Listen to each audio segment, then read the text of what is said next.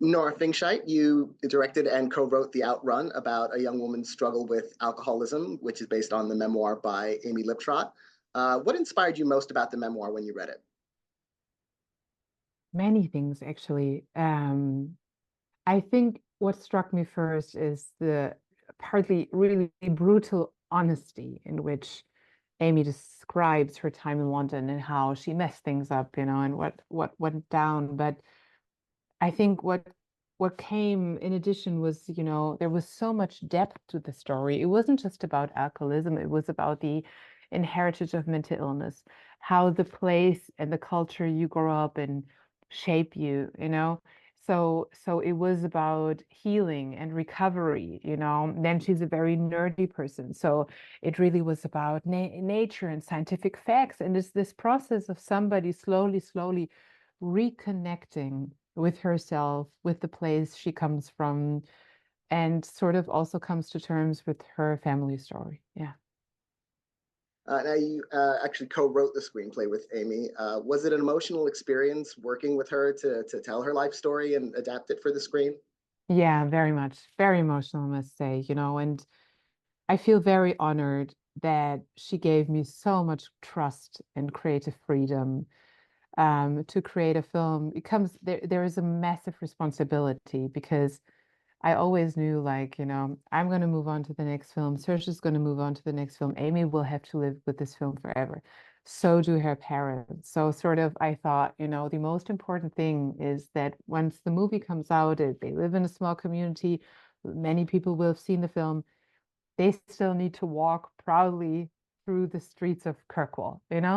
And so in order to make sure that happens, it was clear, okay, we need to collaborate as closely as we can. Her parents read the script versions before we went into production. We made sure everybody was on board with everything. Amy had access to the rushes every day. She could see what we were filming. Um, she could come visit on set anytime. She would see different edit versions as much as she wanted to. And that was a really important process because she understands as an artist that we needed to take creative license to simplify and dramatize and pick and choose and stuff. She got it. Um, but still it needed to be true to the core of her story, even if things are portrayed in a more simple way, maybe, than in the book. And how do you decide, where to stay true to the biographical story and where to fictionalize things for the purposes of the story? Yeah, it's really, I mean, we never invented anything that didn't happen. Everything is inspired from the book. It's really more to really pick and choose which beats do we use and how do we put them in an order that works for a narrative feature film. It's the process of, I would say, constant trial and error. And I had a couple of months by myself with the book at first. That was very important because it is Amy's story. And I thought, I have to have my own vision for it completely as a movie. And then we have to come together and work on it. So I had this time to build a structure. And that's what I proposed to the producers, to Saoirse, to Amy. And based on that beat sheet, yeah, we co-wrote the script then.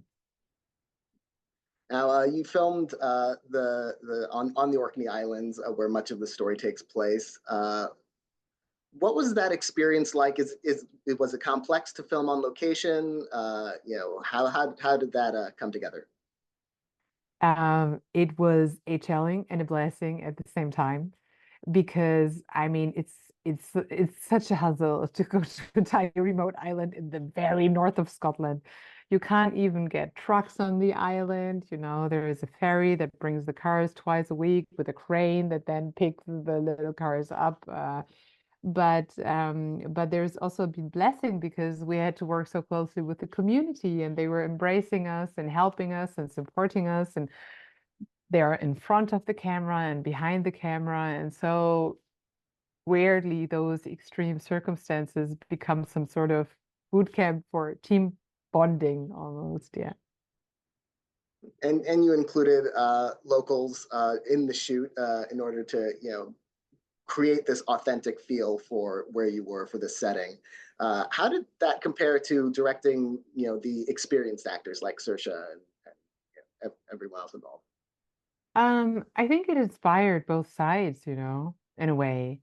Because she's a professional actor and has so much experience, she's really in the character in that moment, and that helps the other people who are maybe acting for the first time to just, do the same and take it seriously and be there. But because they were playing mostly a version of themselves and being so naturalistic about it, again, it helped her as well to get into this real arty feel.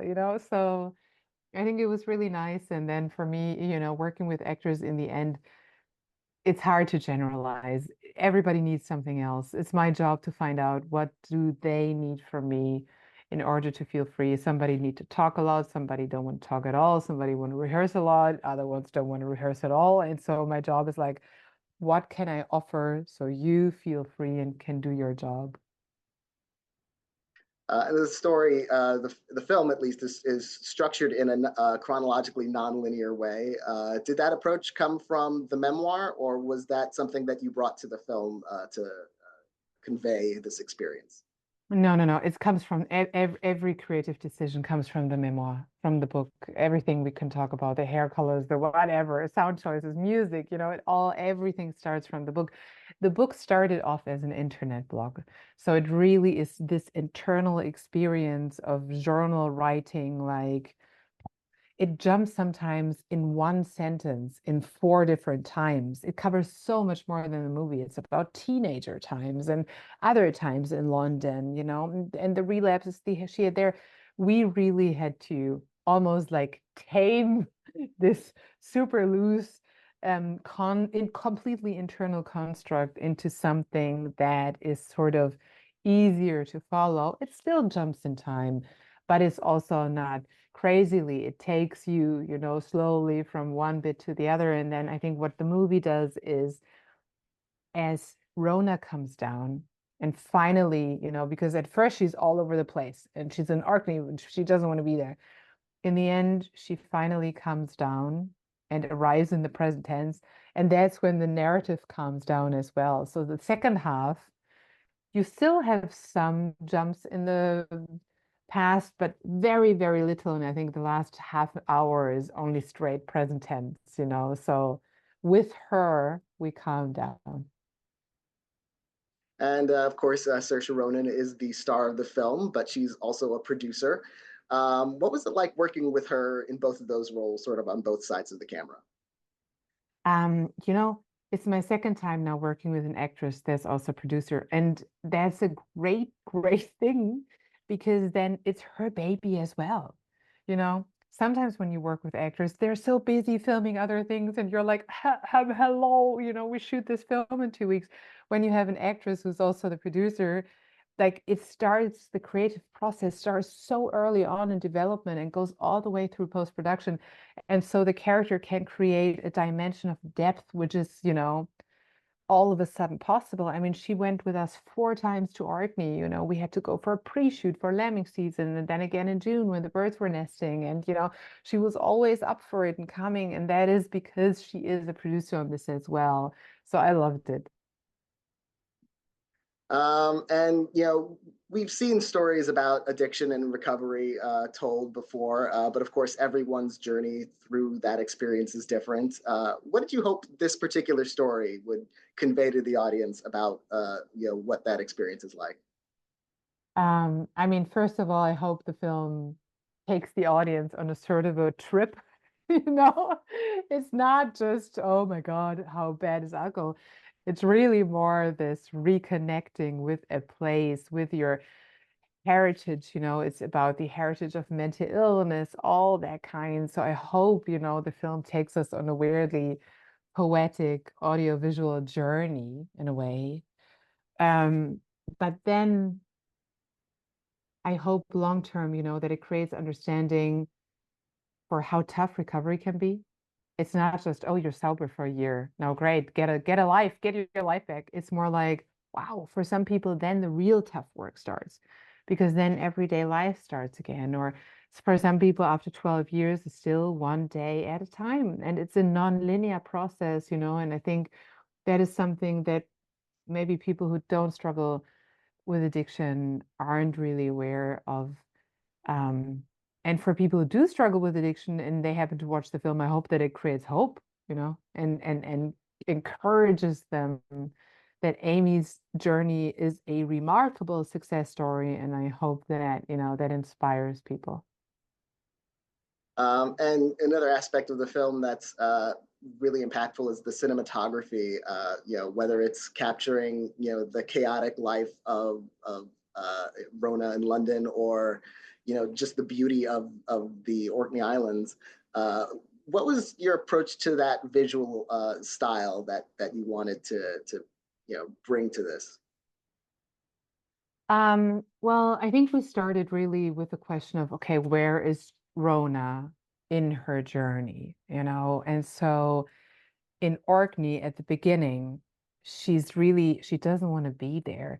She's sort of stuck in the past. She doesn't know what to do. So Orkney at the beginning feels kind of gray, blue, sort of bland, not very exciting. Whereas London, her memories of those great times when she were in love are colorful and bright and vivid and warm colors. And then as the movie progresses, it's almost like she confronts herself with things that really happened and how things went down. And so the London memories become more distorted, more broken.